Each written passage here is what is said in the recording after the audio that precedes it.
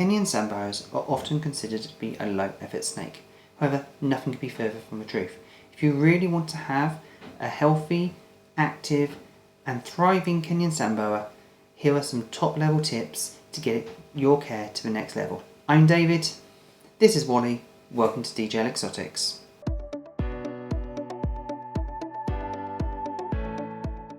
Many Kenyan Sand Boa enclosures from beginners are often very basic. They tend to have the substrate at a decent level, a water bowl and maybe one hide. However, Kenyan Sand Boas can actually thrive in much more complex environments where you can actually give them some enrichment.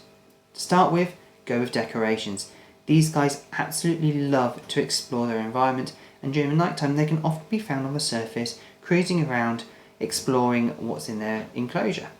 So you can add in plastic plants, hides, cork bark, stones, different texture surfaces, even leaf litter, and these guys will absolutely explore it. These guys are not shy of it, and if you actually have more decorations, what you will tend to find is that your Kenyan Sand Boa will be on the surface for longer and more often. Even if your Kenyan Sand Boa is a little bit more shy and prefers to live almost exclusively underneath the surface, you will find that by including objects on top of the surface, they will interact with them from underneath. So for instance, they might push up objects or move them around, and it's just part of their natural behaviour. The next part of creating the better habitat for these guys is actually to include hides. Now, many people don't believe that these guys use hides because they use the substrate to hide in, sticking their nose out just above the surface in order to hunt for prey. However, I have found that Kenyan Sand Boas actually do like to use hides, just in a more limited way. In actual fact, Wally here will actually sit on a hide or hide underneath one, especially when she's just about to give birth. They don't shy away from a hide, it is something that they will use. Now, there are many different types of hides that you can use. You can use commercial plastic ones, you can use homemade ones such as plastic pots, or if you've got a baby one, you can use a butter tub with a hole in it, or you can even use one of the plastic trifle pots. If you're looking for a more naturalistic hide, then the best option I would suggest is using cork bark or the half wooden tubes that you can get in any pet shop. These are absolutely fantastic, and they also help with shedding because the snake can actually rub against them to break the skin when they're just about to shed all of it. Lighting is one of the most misunderstood parts of a Kenyan Sand Boa care.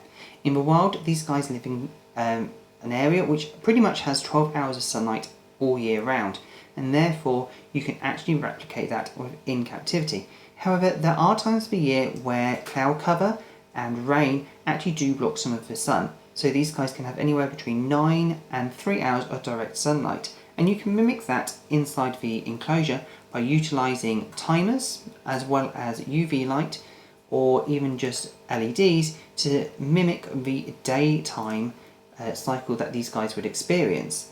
That would allow them to create a natural cycle for themselves where they think it's day and they know it's night. It can encourage additional hunting or better behaviour of exploring. If you're someone who's using manual timings, one of the best things you can do is actually get out a plug timer, and you can set the time for it to go on and off at the times which you want to, making it consistent, but you can then change those settings every 2 to 3 months to ensure that you've got a gradual increase and decrease of the sunlight hours to mimic those weather patterns throughout the year. Another key aspect is making sure that these guys have a varied diet. Now, in captivity, as snake owners, we can sometimes be a little bit lazy, choosing just one prey item to feed week in, week out for the snakes, and this can be quite boring. So therefore, why not add in a little bit of variety into their diet? These guys are quite happy to eat a variety of meals from mice, rats, quails, and even reptiles. All of these can be purchased online at a reasonable price, kept in the freezer and defrosted as required. You don't need to have them all in freezer at the same time. You can concentrate on just one and then next time swap it out, or you can have 2 or 3 items and swap them out in between. With reptiles, you can also have a lot of different nutrients inside one of the reptiles, so you give them a more varied diet inside that one packaged meal. The only problem I would say with the reptiles is that they're not real prey, it is more like a sausage, and some snakes will actually realise that and possibly not even go for it. One of the best advantages about mixing up their diet is that you're creating a more nutritional variety, so they're getting a lot of nutrients, a wide variety of nutrients, which can improve their health, increase the vibrance of their colour, and help with shedding and natural behaviours. If you're currently feeding your Kenyan Sand Boa a varied diet, let us know what you're feeding in the comments below. Next piece of advice is all about the substrate. These guys are often kept on aspirin and Ligocell, and there is nothing absolutely wrong with that. These guys thrive in that. It does allow for tunnel building, it is easy to clean. However, it isn't always ideal for these guys. These guys do live in a sandy soil environment, and giving them a sand bath, at least in a box inside their enclosure, can be something which allows them to experience that natural environment that they would have out in Kenya. Other option is to use a sand soil mix. This encourages natural behaviour, allows for better tunnel, more natural manoeuvring within the substrate, and also can lead to a different texture which the snake will actually enjoy. You can also have this inside a box as well, giving the snake a choice between which substrate it actually likes. The other part of their care, which I would really recommend, is regular handling.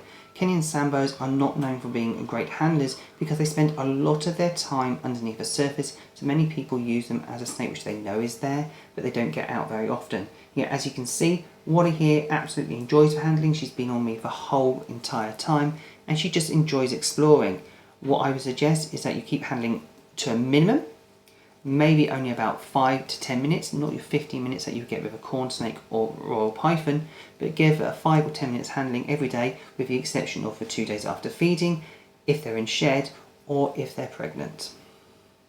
Well, thank you very much for watching. I hope you've enjoyed the episode. Please remember to like, share and comment on the video, and subscribe to the channel. Thank you very much, and bye for now.